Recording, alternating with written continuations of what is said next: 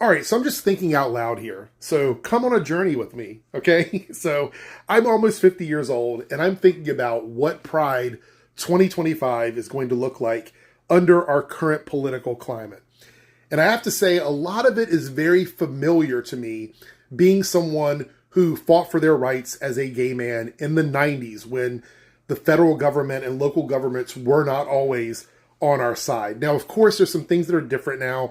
And honestly, in a lot of ways, it's not quite as bad as it was because back then we had even less leverage politically because the government was not on our side, okay? And I know a lot of people would like reminisce and go, oh, well, I think that was a better time because everyone sort of loved each other and there was no issues with people being gay or trans or whatever. But there was.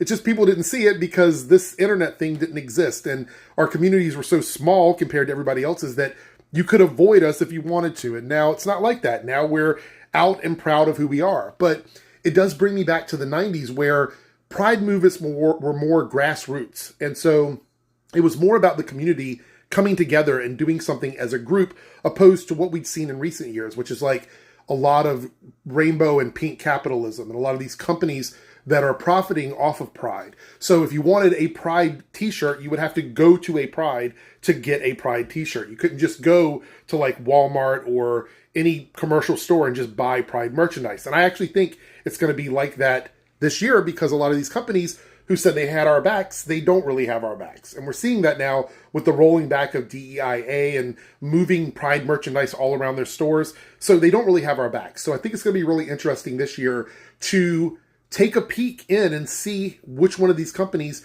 are going to put up or shut up. Like that's really what it's all about. But it's also exciting to think about the fact that a lot of queer people will be able to make things that they can sell at these pride events without companies having all of this merchandise on the shelves that take away from that experience.